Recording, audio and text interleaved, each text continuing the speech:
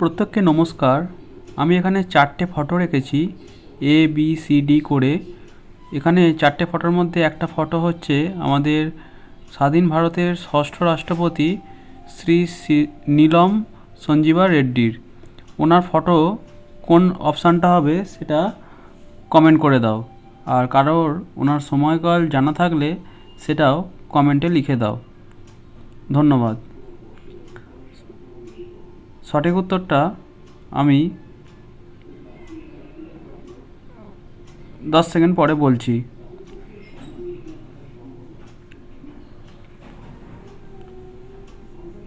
6, 7, 8, 9, 10। তো সঠিক উত্তর হচ্ছে অপশান সি। অপশান সির ফটোটা হচ্ছে আমাদের স্বাধীন ভারতের ষষ্ঠ রাষ্ট্রপতির ফটো। প্রত্যেককে অসংখ্য ধন্যবাদ।